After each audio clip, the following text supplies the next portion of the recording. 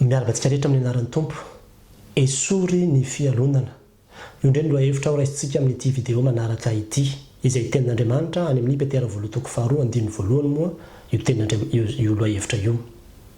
Ny fialonana dia tena asan'ny devoly ary tena fahotana izay aloha tiako mariana ty ampiandohana ary io fialonana io raha faharitana fomba tsotsotra dia hoe le fahatezerana na le fahasosorana na alahelo vokatry ny fahitana ny fahombiazan'ny hafa. Izay no atao hoe fialonana. Misy antony maromaro mety mahatonga an'izany fa voalohany amin'ireny ohatra ny hoe tahotra. Fantatsika tsara ny tantaran'i Davida sy Saoly fa natahotra Saoly no nahita ny fahombiazan'i Davida. Efa lasan'io Davida io aloha ny fon'ny olona ny fanjakana sisa tsy lasany.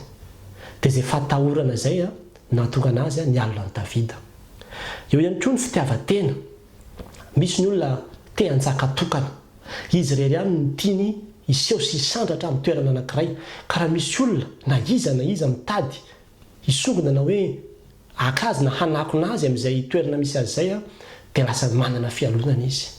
Fantatsika tsara koa ny tantaran'ny Fariseo sy Jesosy Kristy fa ny Baiboly dia milaza manao hoe fialonana no nanoloran'ireo an'i Jesosy Kristy ho vonoana. Ny alina izay fahombiazan'i Jesosy Kristy izay. Ary eo ihany koa ny ambopody izy toerana.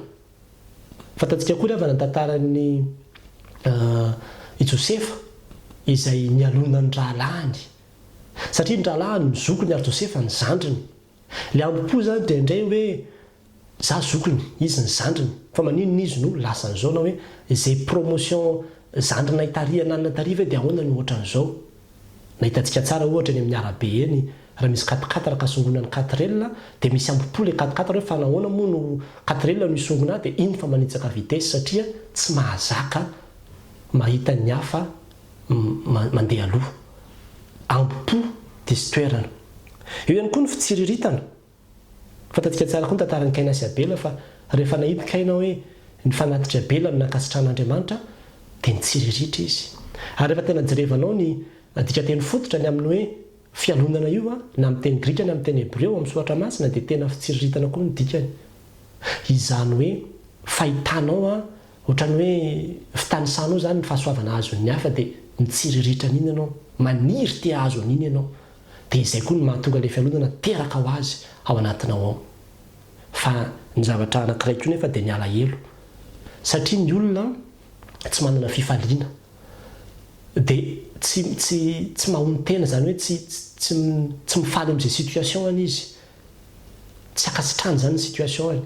Anika rehefa mahita ny hafa izy tsara lavitra noho ny misy azy ny misy ny hafa dia lasa misy fialonana izy.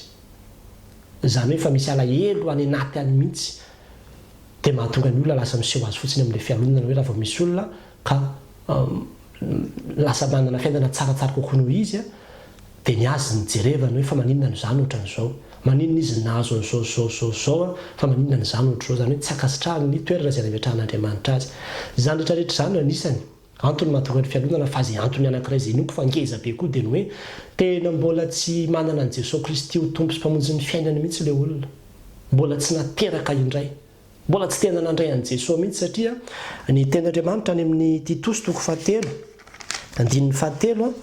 dia milaza izao ten'Andriamanitra izao manao hoe fa isika koa dia adala fa iny tsy nanaiky voafitaka andevo ny filana sy ny fafinaretana maro ary velona teo amin'ny lolo-po sy ny fialonana.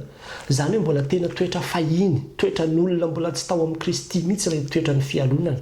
Ary mazava koa ny anamarina ny Galatina 5:1 azy fa miariary ny asan'ny nofo ao anatin'izany ny fialonana. Zany hoe mbola olona mandeha araka nofo.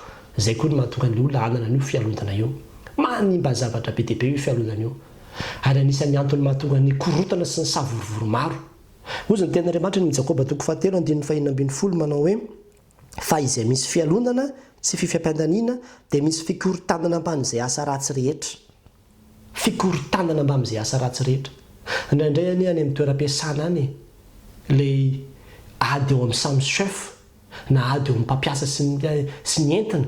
Rehefa tena jenevanao misy foana fialonana koa any ambadibadika any. Satria hoe izay lavo omaly io ve izay lambopo. Izay olona vao tonga vao tamin'ny oviana io ve ny tondrana sy baikona eto.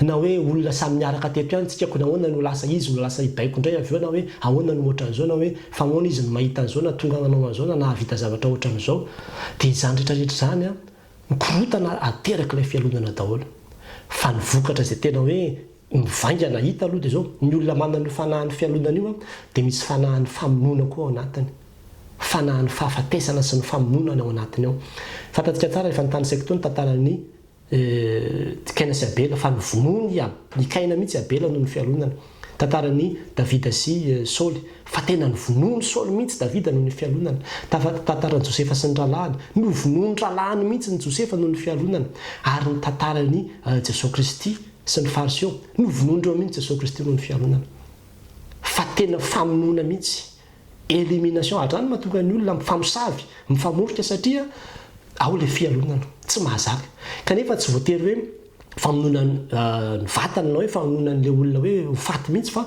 famonoana ny businessny fanaovana sabotazy amin'ny fomba maro isan-karazany satria ao le fialonana nefa ihany koa famonoana any amin'ny hoe kakana io tsy avelanay manao an'izao io sakananay io ary eto dia teteny amintsika fa ny fialonana koa indraindray ary matetika dia ianao mihitsy ny manakana ny olona zay tokony ho fitahina ho anao manakana ny fitahina zay tokony ho entin'ny olona ho anao ianao anatin'izany fialonana izany inona ny tokony atao voalohany indrindra aloha raha kristianina isika ravana tena mila ialany zany fialonana izany mila ialany zany mila mibebaka mila mifona amin'Andriamanitra ary mila mangataka amin'Andriamanitra mihitsy hoe isory atao anatiko Andriamanitra zany toetra zany oka zany tsy anana an'izany toetra zany aho dia ny faharoa dia izy ny tenin'Andriamanitra hoe miara mifaly amin'izay mifaly rehefa misy olona mahazo fitahiana sy fahasoavana dia tena aseho mihitsy fa faly ianao raha ty amin'ny Facebook na andefasany an'ilay fahasoavana sy anehoany an'ilay izy dia aseho mihitsy fa faly dia asivo an'ilay j'aime cœur be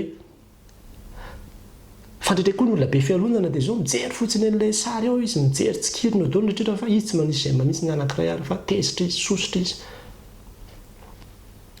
ary aseho izany dia azonao atao tsara mihitsy no mitsodrano an'ilay olona teneno mihitsy manao hoe mitsodrano anareo amin'ny anaran'i Jesosy Kristy tompo mba ho lasa lavitra noho izahay nareo karazandronao izy na havanao izy na mpiara-mianatra taminao izy na praitanana taminao izy na havanao izy na inona dia tsofy rano mihitsy teneno mihitsy ataovy reny ny ainy mihitsy hoe ianao dia tsy manana an'izany eritrehitra hoe hialona azy zany fa faly azy ianao mahita hoe misonitra izy na mandroso izy mionona amin'izay toerana nametrahan'Andriamanitra anao fa aza mialina ny hafa aza mialina ny hafa dia mahereza ry havana misy manantena fa nanamby antsika izay video izay ary dia raha nahasoanao zay dia zarao ary asio jamais koa ty pejy ity fa mbola maro ny video kristianina ho hitanao anatin'izao pejy izao dia mirary soa samy tenin'Andriamanitra daholo indray